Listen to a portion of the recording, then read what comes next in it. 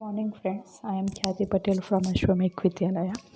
आज के हमारे लेक्चर के अंदर हम लोग ये चैप्टर नंबर 6 देखने वाले हैं। चैप्टर नंबर 6 है आपका ऑब्जेक्ट ओरिएंटेड कंसेप्ट। यहाँ पे हम लोग बेसिक ऑब्जेक्ट ओरिएंटेड प्रोग्रामिंग क्या है, ऑब्जेक्ट ओरिएंटेड के कंसेप्ट क्या है, वो चीज़ देखने वाले हैं। So this chapter explain the basic object oriented concept, implementation of this concept using Java programming language. तो इस चैप्टर के अंदर हम लोग एक जावा प्रोग्रामिंग लैंग्वेज के बारे में बात करेंगे जो टोटली आपके ऑब्जेक्ट ओरिएंटेड कंसेप्ट को यूज़ करती है। Now first of all we will see about introduction. The object-oriented programming concept started originating in 1960s. इसकी स्टार्टिंग कहाँ से हुई थी? 1960 से इसका स्टार्टिंग हुआ था। Since mid 1980s it had become the main programming language used in the creation of new software. 1980s के अंदर ये प्रोग्रामिंग लैंग्वेज नए नए सॉफ्टवेयर बनाने का मेन प्रोग्रामिंग लैंग्वेज बनने लगी। ठीक है, उसके बाद some of the popular programming languages इस टाइम के अंदर 1980s के टाइम के अंदर कुछ पॉपुलर प्रोग्रामिंग लैंग्वेजेस आने लगी that supports object oriented concept, जो ऑब्जेक्ट ओरिएंटेड प्रोग्रामिंग के कंसेप्ट को सपोर्ट करती थी। और वो प्रोग्रामिंग लैंग्वेज है आपकी C++, Java, C hash, VB.NET, ASP.NET, PHP etcetera. ऐसे बहुत सारे प्रोग्रामिंग लैंग्वेज उस टाइम के अंदर आने लगी जो टोटली ऑब्जेक्ट ओरिएंटेड कंसेप्ट को सपोर्ट करती है। तो हम लोग इसके अंदर ये जो जावा प्रोग्रामिंग लैंग्वेज है वो जावा प्रोग्रामिंग लैंग्वेज के बारे में बात करेंगे। Now the way of programming can be divided into 2 categories. Programming करने की जो मेथड है, जो वे है, वो वे 2 पार्ट्स में डिवाइड होता है। So we can say that programming is divided into 2 parts. First one is your structural, you can say that structure also, or procedural, structural or procedural programming language, and second one is your object oriented programming language. There are 2 types of programming, structural or procedural, and second one is your object oriented. In procedural या तो structure programming, the focus is on writing the functions or procedure. इसके अंदर हमारा focus किस पे ऊपर रहता है? राइटिंग द फंक्शंस और procedures. And in the object oriented programming language the focus is on object. इसके ऊपर आपका फोकस किसके ऊपर रहता है? ऑब्जेक्ट्स के ऊपर, which contain both data and functionality together. ठीक है ना। Object oriented programming uses object as its fundamental building block. ये object oriented programming language object को फंडामेंटल बिल्डिंग ब्लॉक की तरह पे यूज़ करती है। So our next topic is object. अब हम लोग देखेंगे ऑब्जेक्ट्स के बारे में कि ये ऑब्जेक्ट्स जो आपके ऑब्जेक्ट ओरिएंटेड प्रोग्रामिंग के अंदर मेन चीज़ है वो ऑब्जेक्ट क्या है। ठीक है, अब यहाँ पे in the real world objects are the entities of which the world is compressed. मतलब हम लोग अपने रियल वर्ल्ड में किसी भी चीज़ को ऑब्जेक्ट है ऐसा आप लोग बता सकते हो। ठीक है, किसी भी चीज़ को ऑब्जेक्ट है ऐसा आप लोग बता सकते हो। तो यहाँ पे आप लोग ऑब्जेक्ट की तरह पे कोई पर्सन का एग्जाम्पल ले सकते हो या तो फिर किसी भी चीज़ का एग्जाम्पल ले सकते हो। And all the objects have unique identity and from that unique identity that are different from each other। हर एक ऑब्जेक्ट के पास एक यूनिक आइडेंटिटी रहती है जिसकी वजह से वो दूसरे पर्सन से डिफरेंट है, ऐसा कहा जाता है। जैसे कि हम लोग पर्सन को एक ऑब्जेक्ट की तरह पे काउंट करें तो उस पर्सन की कुछ कैरेक्टरिस्टिक्स रहती है जिसके जैसे उसका name, city, gender, birth date, profession etcetera. तो ये सारी चीज़ से उस पर्सन को आप लोग दूसरे पर्सन से यूनिक है या तो दूसरे पर्सन से डिफरेंट है ऐसा आप लोग मान सकते हो। So the in the object oriented terminology such characteristics are known as, ये जो ऑब्जेक्ट की कुछ कैरेक्टरिस्टिक्स है उसे आप लोग बोलोगे प्रॉपर्टीज़ और एट्रीब्यूट्स। याद रखना ये चैप्टर आपके पीछे 7, 8 ऐसे जो सारे चैप्टर आएंगे 7, 8, 9 वो सारे चैप्टर का ये बेस है। तो इस चैप्टर के अंदर आने वाले सभी टर्म्स को अगर आप लोग अच्छे से समझ पाओगे तभी आप लोग पीछे के चैप्टर समझ पाओगे, वरना पीछे के चैप्टर में आपको तकलीफ़ होगी। तो आपको अच्छे से ये सारी चीज़ समझनी है। प्रॉपर्टीज़ और एट्रीब्यूट्स किसे कहते हैं, तो हम लोगों ने बोला कि हर एक पर्सन को दूसरे पर्सन से यूनिकली आइडेंटिफाई करने के लिए उसकी कुछ कैरेक्टरिस्टिक्स होती है and this characteristics are known as properties और ऑब्जेक्ट। जो एक पर्सन को दूसरे पर्सन से डिफरेंट है ऐसा वो वहाँ पे डिफ़ाइन करती है। जैसे सपोज़ समझ लो कि किसी पर्सन के पास नेम होता है तो पर्सन का नेम है वो दूसरे पर्सन से डिफरेंट होता है। अगर किसी सिचुएशन के अंदर आप लोग बोलोगे कि मैम नेम तो सेम हो सकता है, हाँ नेम सेम हो सकता है, तो वहाँ पे आप लोग दूसरी कैरेक्टरिस्टिक्स यूज़ करोगे जैसे उसका फादर नेम। फिर आप लोग बोलोगे कि अगर मैम फादर नेम भी सेम हुआ तो हम लोग क्या करेंगे, तो हम लोग उसकी बर्थ डेट को लेंगे, बर्थ डेट से उसको हम लोग डिफरेंट है ऐसा बताने की ट्राई करेंगे। अगर कुछ कंडीशन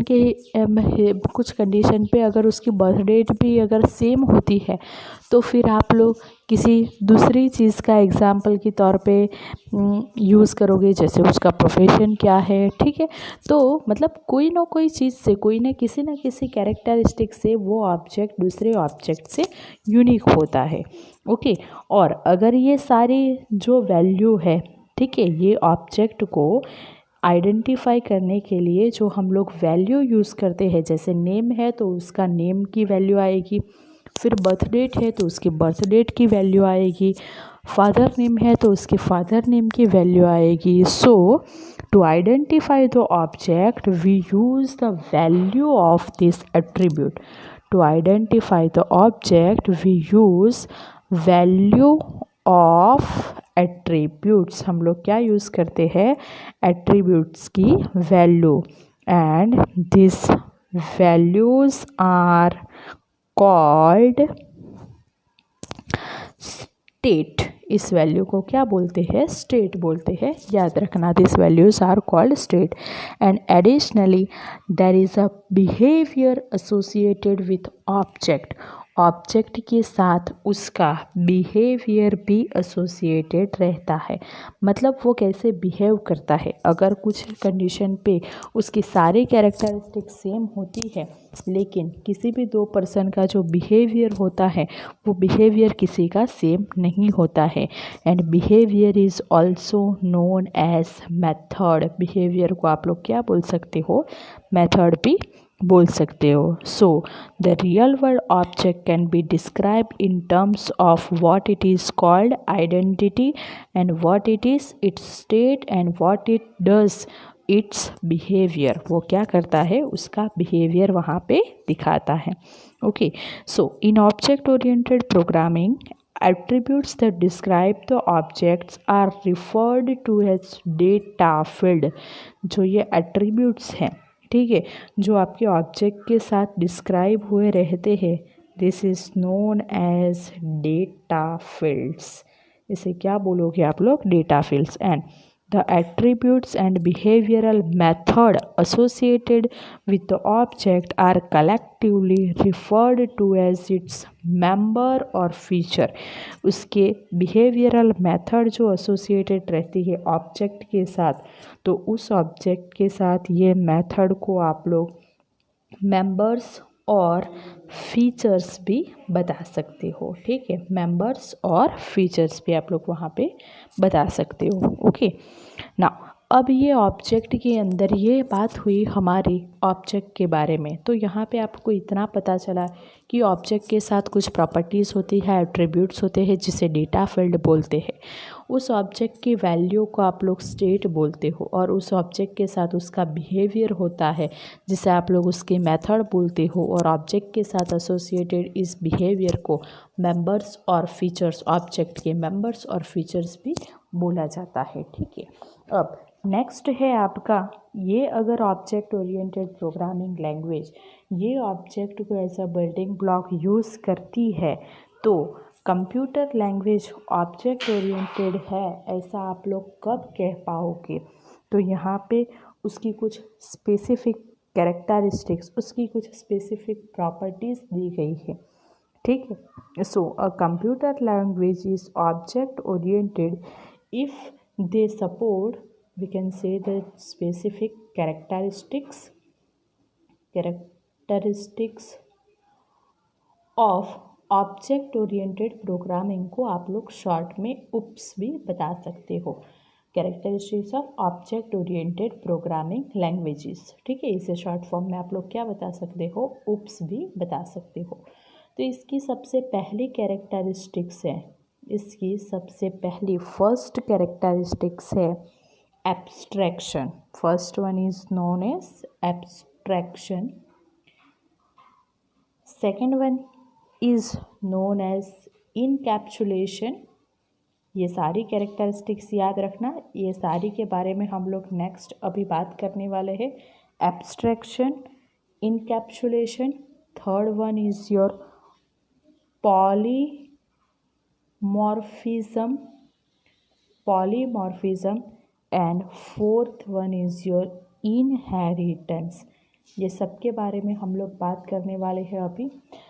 तो आपकी कंप्यूटर की जो प्रोग्रामिंग लैंग्वेज है वो प्रोग्रामिंग लैंग्वेज ऑब्जेक्ट ओरिएंटेड है ऐसा आप लोग तभी बोलोगे जब ये 4 कैरेक्टरिस्टिक्स को सपोर्ट करेगी. Abstraction, encapsulation, polymorphism and inheritance. ठीक है, तो ये ऑब्जेक्ट क्या है वो हम लोगों ने देखा और ये उसकी कुछ कैरेक्टरिस्टिक्स है. तो ये दोनों से आपको ये पता चलता है कि वो लैंग्वेज प्रोग्रामिंग लैंग्वेज है कि नहीं. ओके, अब ऑब्जेक्ट का जो कॉम्बिनेशन है वो ऑब्जेक्ट का कॉम्बिनेशन आपका क्लास क्रिएट करता है. ठीक है, group of object, set of object is described bye class. उसे क्या बोलते हैं, क्लास बोलते हैं. ठीक है, तो ऑब्जेक्ट का यहाँ पे जो क्लास, ऑब्जेक्ट का जो कलेक्शन है, ऑब्जेक्ट का जो आपका कॉम्बिनेशन है उसे क्लास बोलते हैं. तो यहाँ पे क्लास की डेफिनेशन दी गई है जो आपको याद रखनी है. अ क्लास इज़ अ टेम्पलेट, वो एक टेम्पलेट है फॉर मल्टीपल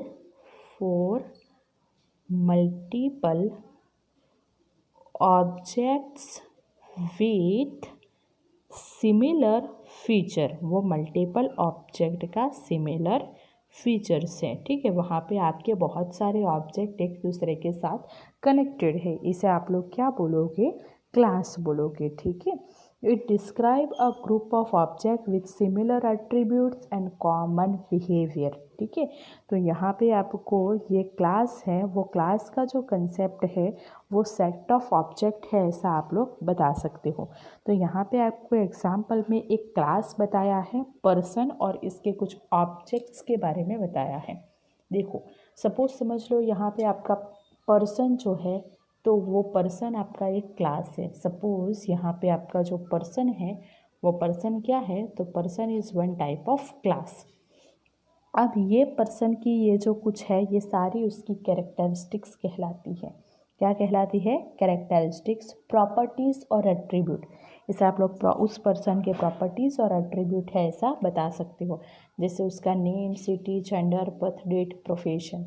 अब ये पर्सन, ये पर्सन, ये पर्सन, ये पर्सन और ये पर्सन, ये सबकी ये प्रॉपर्टीज़ के बारे में बात करें तो सबकी प्रॉपर्टीज़ आपको ऐसे डिफरेंट देखने को मिलती है, जिसकी वजह से ये सारे पर्सन एक दूसरे से डिफरेंटली यूनिकली आइडेंटिफाई होते हैं। ठीक है, तो यहाँ पे आपको एक पर्सन क्लास दिखाया है और ये सारे उसके कुछ ऑब्जेक्ट है। ये हर एक ऑब्जेक्ट डिफरेंट डिफरेंट है और ये हर एक ऑब्जेक्ट डिफरेंट डिफरेंट उसकी ये प्रॉपर्टीज़ से, उसके ये एट्रीब्यूट से डिफाइन होता है। ठीक है, अब पीछे जो आपको नेक्स्ट टॉपिक दिया गया है इंट्रोडक्शन टू क्लास डायग्राम, वो क्लास डायग्राम अभी आपका जो न्यू सिलेबस आया है वो न्यू सिलेबस में से टोटली निकल गया है।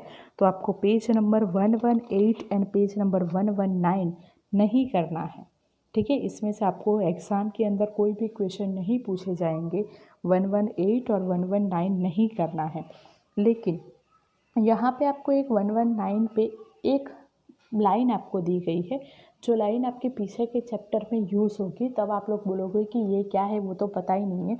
तो ये लाइन सिर्फ आप लोग अभी समझने के लिए सिर्फ देख लो, इसमें से एग्ज़ाम में क्वेश्चन नहीं आएगा, लेकिन सिर्फ समझ लो।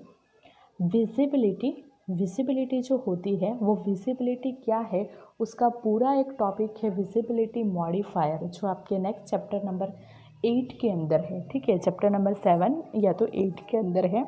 तो हम लोग जब इसके बारे में बात करेंगे तब ये पूरे टॉपिक के बारे में बात करेंगे।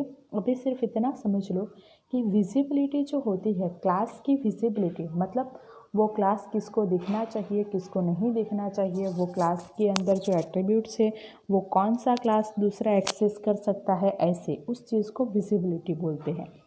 Visibility can be private, protected, public और पैकेज। ये विजिबिलिटी 4 हो सकती है, प्राइवेट, प्रोटेक्टेड, पब्लिक और package, and represented using symbols.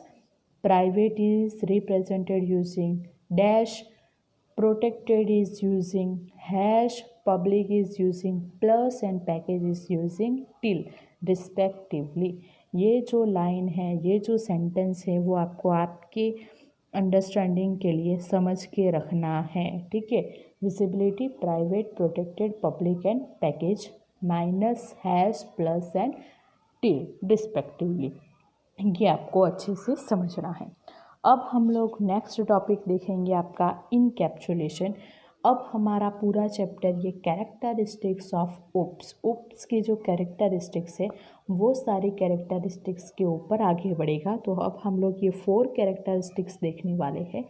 तो सबसे पहली आपकी कैरेक्टरिस्टिक्स यहाँ पे दिखाई गई है, वो है आपका इनकैप्सुलेशन। इनकैप्सुलेशन देखते हैं ये इनकैप्सुलेशन के अंदर क्या होता है। तो यहाँ पे जो इनकैप्सुलेशन है, encapsulation in procedural programming data can be altered by any component of the program. जो आपका प्रोसीजरल प्रोग्रामिंग था उसमें आपके डेटा कोई भी कंपोनेंट से बदल दिए जाते हैं, and it is not protected, और वो प्रोसीजरल प्रोग्रामिंग आपकी प्रोटेक्टेड प्रोग्रामिंग लैंग्वेज नहीं थी।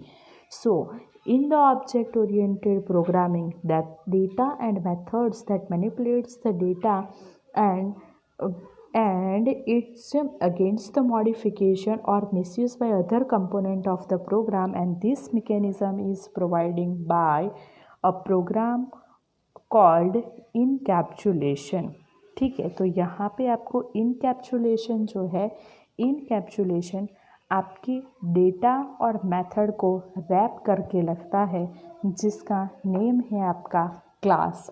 सो here encapsulation this mechanism of provided the protection to data and method of a program. इसकी डेफिनेशन आपको ऐसे ही बतानी है कि providing protection to data and method of a program is called encapsulation।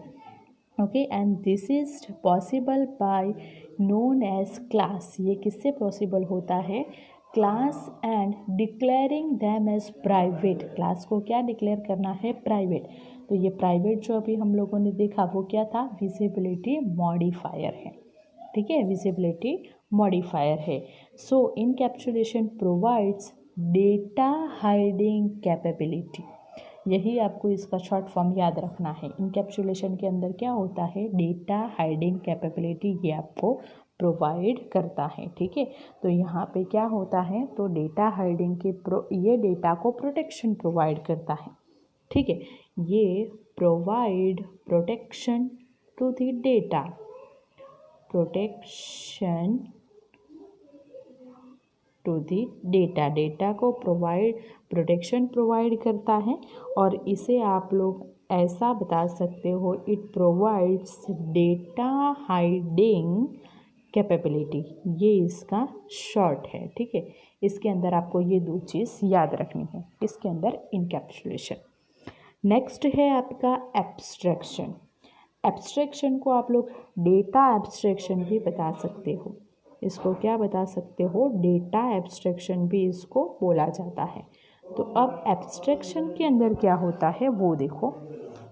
Data abstraction is a process of representing the essential feature of the object without including its implementation detail।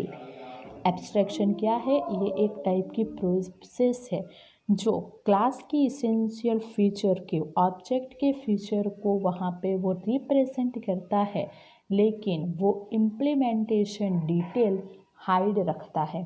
Means abstraction is a concept that hides the complexity. It says what it does but not how it is done। इसका मतलब क्या है, तो data abstraction एक technique है जिसके अंदर वो ऑब्जेक्ट की इसेंशियल इंफॉर्मेशन को वहाँ पे हाइड रखता है। लेकिन वो कैसे हाइड रखता है, तो वहाँ पे वो जो ऑब्जेक्ट है वो ऑब्जेक्ट वर्क दिखाएगा अपना, वो ऑब्जेक्ट अपना वर्क दिखाएगा, लेकिन वो कैसे अपना वर्क कर रहा है वो यूज़र से हाइड रहेगा। ठीक है, वो यूज़र से क्या रहेगा, हाइड रहेगा। तो उस चीज़ को आप लोग डेटा एब्स्ट्रैक्शन बता सकते हो। जैसे एक सिंपल एग्जांपल दिखाते हैं। अब तक हम लोगों ने कंप्यूटर का यूज़ करके बहुत सारी चीज़ें, बहुत सारे फंक्शन किए। जैसे आपका स्क्वायर रूट फंक्शन है, सम फंक्शन है। 11th स्टैंडर्ड के अंदर भी हम लोगों ने ऐसे बहुत सारे फंक्शन यूज़ किए, है ना। तो वो फंक्शन वो अपना वर्क दिखाता है, जैसे स्क्वायर रूट। ओके, तो वो स्क्वायर रूट फाइंड करके आपको देता है, लेकिन वो कैसे करता है वो आपको पता चलता है, नहीं पता चलता है। So it is called abstraction. Here your object works but how implementation details are hidden from the user।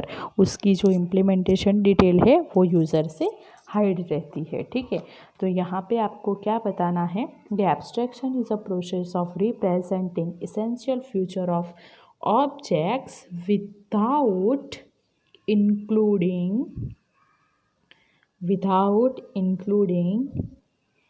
implementation detail. उसकी डिटेल यूज़र के पास से हाइड रहती है। ठीक है, यूज़र को वो कैसे वर्क करता है वो पता नहीं चलता है, तो उससे आप लोग एब्स्ट्रैक्शन बताओगे। दूसरा, यहाँ ये भी क्वेश्चन एग्ज़ाम के लिए इम्पोर्टेंट है, ये पूछा गया है। एब्स्ट्रैक्ट डेटा टाइप्स, ये एडीटी का फुल फॉर्म है। ADT, abstract data types. ये डेटा टाइप्स क्या है वो हम लोग नेक्स्ट चैप्टर के अंदर पढ़ेंगे। और structures in C and C++। आप लोगों ने ये लैंग्वेज सीखी होगी, तो उसके अंदर शायद से आप लोगों ने स्ट्रक्चर सीखा होगा।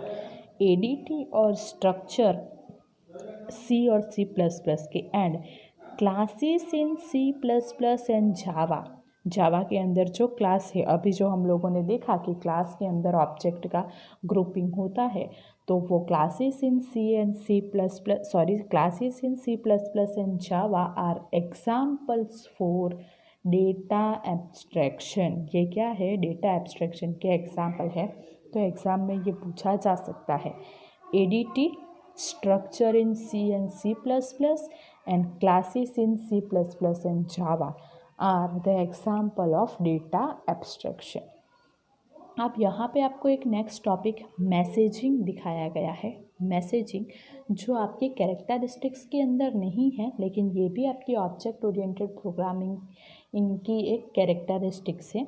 In object-oriented terminology, a call to a method is referred to as message or messaging। इसको क्या बोलते हैं, ये भी इसकी एक कैरेक्टरिस्टिक्स ही है, लेकिन इसको वहाँ पे नहीं दिखाया गया है। ये मेन कैरेक्टरिस्टिक नहीं है, लेकिन ये भी उसकी एक कैरेक्टरिस्टिक्स है जिसे आप लोग बोलोगे a call to a method is referred to as messaging और मैसेज। ठीक है, ये कैसे करना है वो नेक्स्ट चैप्टर के अंदर हम लोग प्रैक्टिकल करेंगे, तब हम लोग देखेंगे। नेक्स्ट कैरेक्टरिस्टिक्स उसकी बताई गई है पॉलीमॉर्फिज्म। नेक्स्ट कैरेक्टरिस्टिक्स क्या है उसकी, पॉलीमॉर्फिज्म। ये अच्छे से पढ़ना, इसमें से एग्जाम में क्वेश्चन 100% आते ही है। पॉलीमॉर्फिज्म का मतलब होता है मैनी फॉर्म्स। जैसे आप लोग केमिस्ट्री पढ़ते हो तो वहाँ पे आप लोग ये पॉली का मतलब बताते हो मैनी, है ना। तो यहाँ पे पॉलीमॉर्फिज्म मीन्स मैनी फॉर्म्स। अब इसके अंदर क्या होता है, पॉलीमॉर्फिज्म हमारे ऑब्जेक्ट ओरिएंटेड प्रोग्रामिंग लैंग्वेज के अंदर, तो हमारे ऑब्जेक्ट ओरिएंटेड प्रोग्रामिंग लैंग्वेज के अंदर polymorphism is achieved using two types of overloading. Polymorphism is achieved using overloading. हमारे ऑब्जेक्ट ओरिएंटेड प्रोग्रामिंग के अंदर पॉलीमॉर्फिज्म ओवरलोडिंग से अचीव होता है। किससे, ओवरलोडिंग से। And there are two types of overloading. First one is known as function और method overloading. Function और method overloading. And second one is known as operator overloading.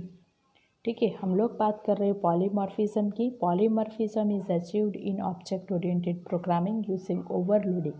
There are two types of overloading, function और method, and second one is your operator. अब यहाँ पे आपको exam के अंदर function और मेथड ओवरलोडिंग की डेफिनेशन पूछी ही जाती है ऑलमोस्ट सारे पेपर्स के अंदर। Object oriented programming allows defining more than one method having the same name but different signature in a class. This feature is known as function और method overloading.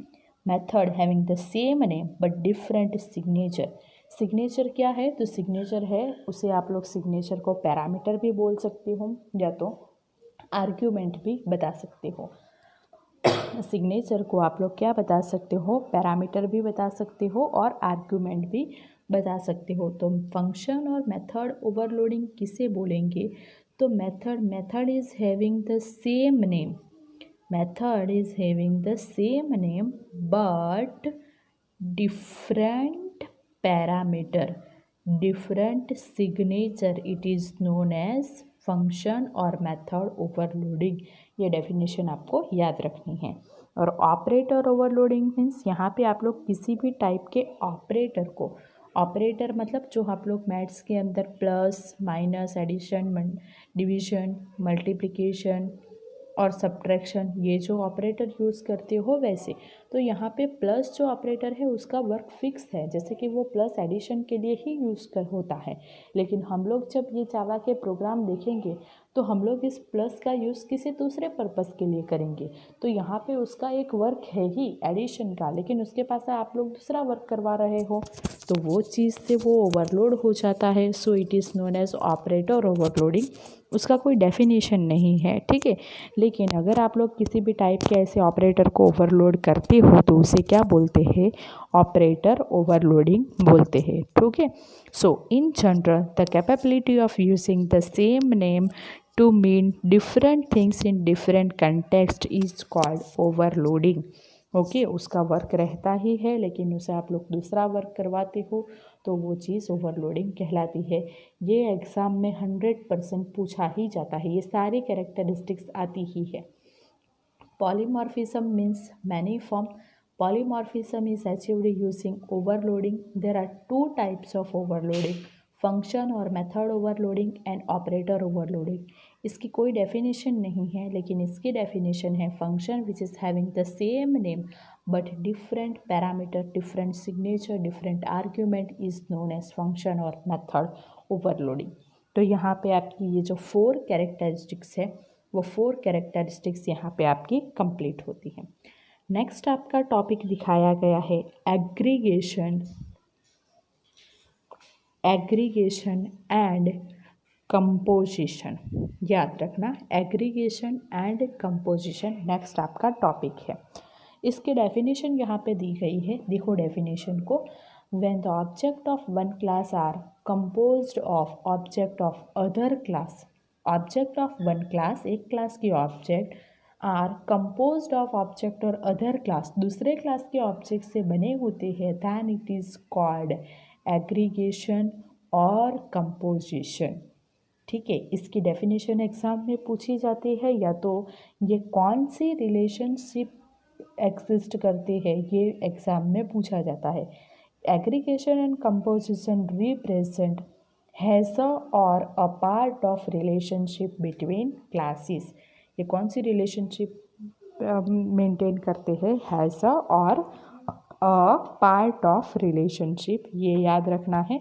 Aggregation and composition, इसके अंदर जो relationship है वो relationship has a relationship हो सकती है और अ पार्ट ऑफ रिलेशनशिप दोनों के बीच में हो सकती है। नेक्स्ट आपको टॉपिक दिखाया गया है एग्रीगेशन वर्सेस कंपोजिशन। अब यहाँ पे दोनों चीज़ के बारे में डिफरेंटली बात की गई है, एग्रीगेशन वर्सेस कंपोजिशन।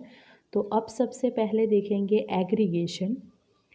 एग्रीगेशन के अंदर क्या होता है, तो aggregation it represent non exclusive relationship between two classes. Aggregation represent non-exclusive relationship between two classes. In aggregation, the class that form the part of honor class. Aggregation के अंदर जो आपके ऑनर का क्लास होता है वो owner class exist independently. Owner का class कैसे वर्क करता है, वो इंडिपेंडेंट वर्क करता है। मतलब किसी क्लास को हम लोग रिमूव करें, किसी ऑब्जेक्ट को हम लोग चेंज करें तो उसकी इफ़ेक्ट दूसरे क्लास पे नहीं आती है। सो यहाँ पे ऑनर का जो क्लास है वो इंडिपेंडेंटली एग्जिस्ट करता है, किसके अंदर, एग्रीगेशन के अंदर। It represent non exclusive relationship between two classes. और बात करते हैं हम लोग कंपोजिशन की। एग्रीगेशन वर्सेस कंपोजिशन टॉपिक है। कंपोजिशन की बात करते हैं। Composition represent exclusive relationship between two classes, and composition is a strong type of aggregation where the lifetime of a part class depends on the existence of honor class. वहाँ पे honour का जो class है वो independently exist नहीं करता है composition के अंदर। If an object of aggregating class is deleted, अगर किसी ऑब्जेक्ट को डिलीट करते हैं then it's part class objects also will get deleted, उसके साथ एसोसिएटेड दूसरे क्लास के ऑब्जेक्ट भी वहाँ पे डिलीट हो जाता है। मीन्स यहाँ पे ऑनर का जो क्लास है वो owner class does not exist independently. यहाँ पे ऑनर का क्लास इंडिपेंडेंटली एग्जिस्ट नहीं करता है। ठीक है, अब यहाँ पे ये दोनों को अगर आपको दिखाना है, रिप्रेजेंट करना है, तो यहाँ पे आपको एक ये जो दिया गया है डायग्राम, ये क्लास डायग्राम दिया गया है जो आपको बनाना नहीं है, इसीलिए ये चैप्टर में से टॉपिक कट हो गया। तो यहाँ पे composition is represented using filled diamond symbol and aggregation is represented using empty diamond symbol। ये भी आपको याद रखना है। एग्रीगेशन किससे रिप्रेजेंट होता है, it is represented using empty diamond symbol and composition is represented using filled, इसके अंदर का डायमंड कैसे होता है, फिल्ड।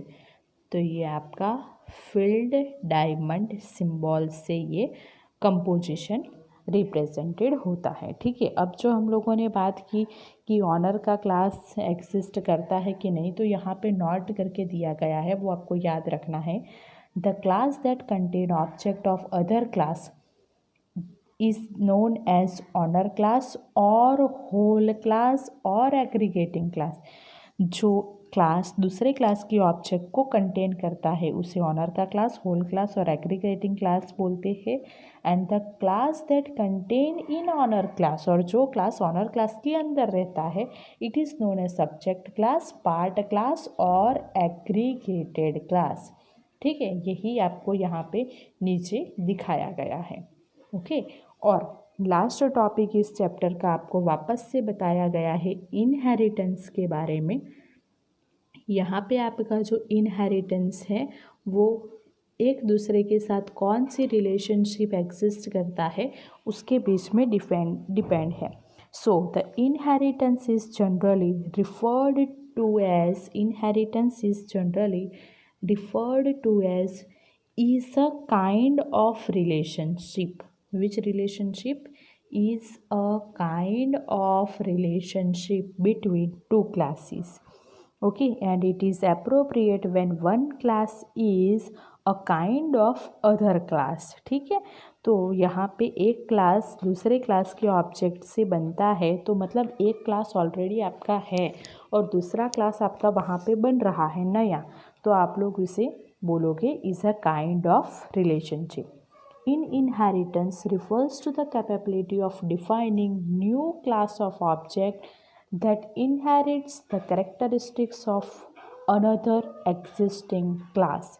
अब इनहेरिटेंस मीन्स हम लोग अपने गुजराती के अंदर इसको बोलते हैं तो वारसो, है ना, वारसो। It is known as inheritance. मतलब क्या, तो हम लोग अपने पेरेंट्स की जो चीज़ है, पेरेंट्स की जो प्रॉपर्टी है वो भी हम लोग यूज़ करते हैं और हमारी खुद की प्रॉपर्टी भी हम लोग वहाँ पे यूज़ करते हैं।